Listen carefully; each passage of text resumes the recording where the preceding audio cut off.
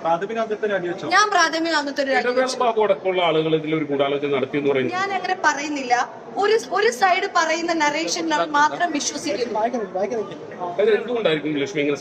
അതിന് മാധ്യമങ്ങൾക്കും ചെറുതല്ലാത്ത പങ്കുണ്ട്. കാരണം ഇന്നലെ ഞാൻ എഴുതിയ 93 യൂട്യൂബ് വീഡിയോകൾക്കെതിരെയും മലയാള സിനിമയിൽ മുൻപ് പ്രവർത്തിച്ചിരുന്നു എന്ന് അവകാശപ്പെടുന്ന 2 യൂട്യൂബേഴ്സ്, മലയാള സിനിമയിൽ ഒരു കാലത്ത് സംവിധായകരെന്നൊക്കെ അവകാശപ്പെടുന്ന 2 യൂട്യൂബേഴ്സിനെതിരെയും ഞാൻ ഇൻഫോ പാർക്ക് സ്റ്റേഷനിൽ കംപ്ലൈന്റ് ചെയ്യുന്നതിനെ പറ്റിയിട്ട് ഞാനൊരു ഫേസ്ബുക്ക് പോസ്റ്റ് എഴുതി. ഫുൾ പോസ്റ്റ് എന്താണ് എന്ന് പോലും മനസ്സിലാക്കാണ്ട് നിങ്ങളടക്കമുള്ള മെയിൻ മീഡിയാസ് ഏത് രീതിയിലാണ് വളച്ചൊടിച്ച് ഇതിനെ കൊണ്ടുവന്നിട്ടുള്ളത്.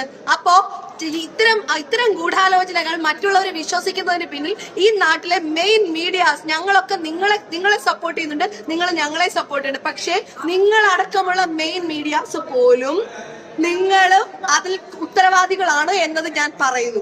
ഓഗസ്റ്റ് 15-ാം തീയതി അധികാരത്തിലേറിയ കമ്മിറ്റിയുടെ ഇന്നലെ മുതലുള്ള ബില്ലുകൾ ഉണ്ട് എന്ന് ഞങ്ങൾക്ക് നെഞ്ച് കൈവച്ച് പറയാൻ പറ്റും.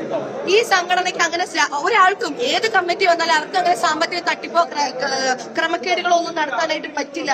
ഞങ്ങൾ ഇപ്പോഴും പറഞ്ഞുകൊണ്ടിരിക്കുന്നത് ഞങ്ങൾക്ക് ഈ റിപ്പോർട്ട് ബുക്ക് പുറത്തേക്ക് വിടാൻ പറ്റാതിരുന്നത് പോലും കഴിഞ്ഞ ഭരണസമിതിയുടെ കാലത്തെ റിപ്പോർട്ട്സ് ഞങ്ങൾക്ക് പൂർണ്ണമാക്കാൻ പറ്റാത്തത് കൊണ്ടാണ്.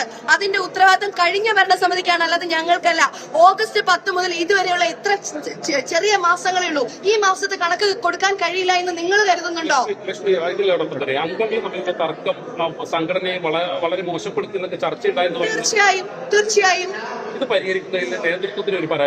ഇല്ല. വ്യക്തിപരമായ പ്രശ്നങ്ങളും സംഘടനാപരമായ പ്രശ്നങ്ങളും രണ്ടാണ് എന്നും മനസ്സിലാക്കാനുള്ള വിവേചന ബുദ്ധി ആദ്യം ഉണ്ടാവണം.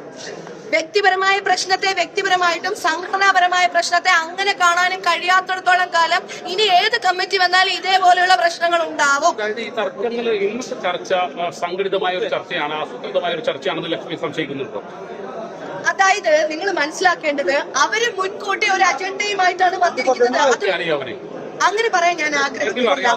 അങ്ങനെയൊന്നും ഞാൻ പറയാൻ ആഗ്രഹിക്കുന്നില്ല. അവരും ഞങ്ങളുമേ ഇന്നുണ്ടായിട്ടുള്ളൂ. ഞങ്ങൾ കമ്മിറ്റി അംഗങ്ങൾ ഞങ്ങളും, അവർ എന്ന് പറയുന്നത് ബാക്കി മുഴുവൻ ബോഡിയും. അതായത് മുൻപ് വിട്ടുപോയ ആളുകൾക്ക് അങ്ങനെയൊന്നും ഞാൻ പറയുന്നില്ല. എന്തിനാ നമ്മൾ ആവശ്യമില്ലാത്തതിലേക്ക് പോകുന്നത്? ബാബുരാജിന്റെയും ഇടവേള ബാബുവിന്റെ പേര് ചേച്ചിയുടെ വേർഷനാണ്. എനിക്ക് അങ്ങനെയൊന്നും പറയാനില്ല.